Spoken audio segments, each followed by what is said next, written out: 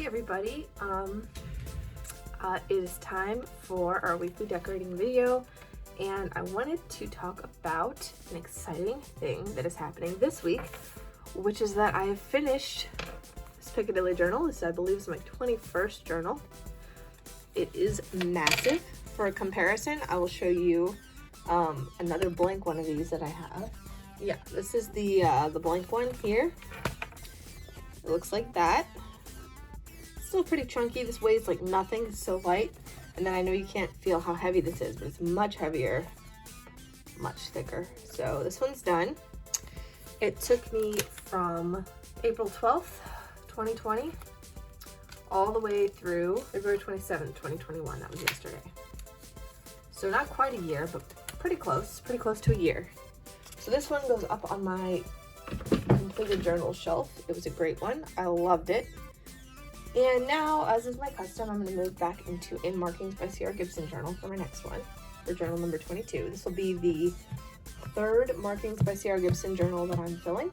I have completed so far a black one. This is my first Markings by C.R. Gibson. I completed this one from March 17th, 2018 to July 19th, 2018. So just the course of 4 months, and I didn't do a lot of decorating in this. This was back when I was in school, so I was writing constantly. So this one, I crushed it. This pink one I filled, whoops, things are falling. This pink one here with the 21 Pilots lyrics on it, I filled that one from April 4th, 2019, all the way through July 31st, 2019. So again, just the course of maybe like a few months. I was out of college, I don't know, but I was very busy at work. I'm very stressed, so I think that is part of the reason I filled this one up so quickly. And then finally, I filled another black one, which was just before the Picadilly I just showed you. This one with a huge bug on it. And this one I filled from August 24th, 2019 to April 9th, 2020. So that one was closer to maybe a year or 6 months again. Maybe 6 months is closer. I'm not really doing the math so much on that. But the point being, these ones I fill up pretty quickly because I get so comfortable in them. You know, when it came to this Picadilly, it was a situation of not really wanting to reach for it that much. Even at the end when I started decorating, which helped a lot, the constant things falling out and not staying stuck, the extreme warping of the journal made it really uncomfortable to write in. So it was definitely less, it was more of a discipline to write in it on a regular basis. Whereas this one, there's a lot more of a natural desire because of how sturdy it is, how nice it is, how nice the paper is. I can use all of my pens on it again. So today what I'm going to be doing is I'm going to be decorating the outside with some stickers. I'm going to do my week of pre-decorating, and I'm going to fill up my fountain pens because this paper will take fountain pen ink just fine. These nice stripes here, nice rather faint, very narrow gray lines, cream colored paper. And then here at the end, we have nice little end paper and pocket. Okay, take off this sticker first.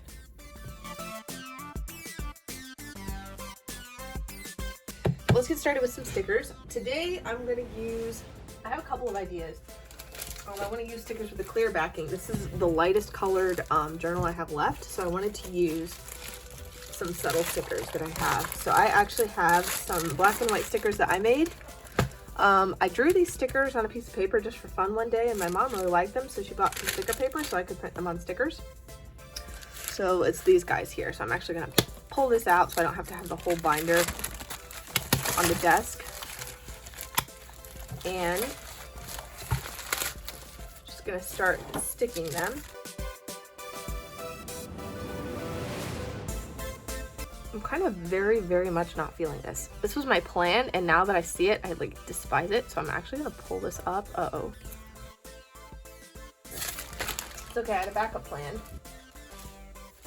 And maybe I'm gonna use some stickers from Hobby Lobby that I have a much better feeling about. Flowers and spoons and vintagey things. Not these flowers down here, all the stuff up here. I've used a little bit of it, but not a whole lot. So I'm gonna just put that on. I really like, I think these are gonna go nice with the turquoise too.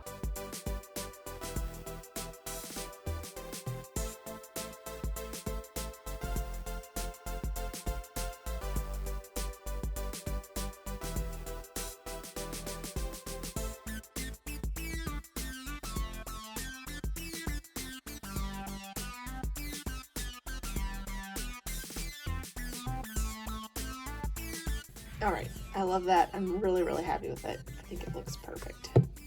And whenever I start a new journal, I like to flatten out the pages so that it will flat in the future.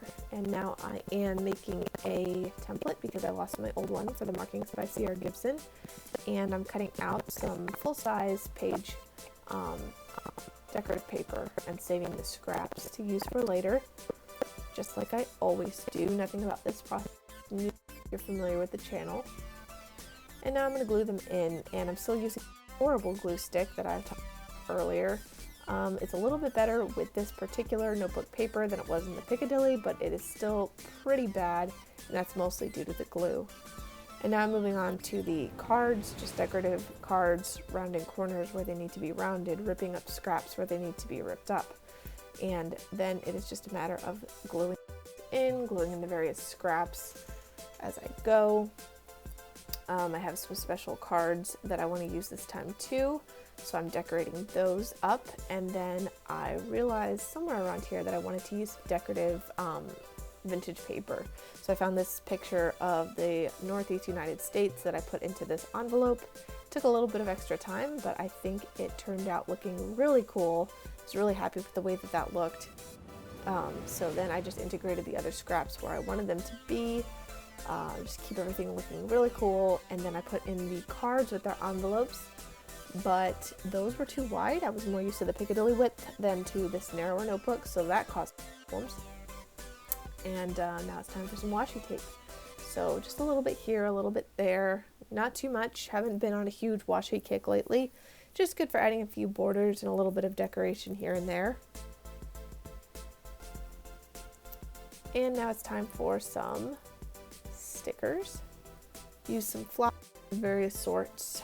Some of them are wool shine, sticker flakes, and then I use some of these flowers with transparent backing, which I really thought added a lot to these particular spreads.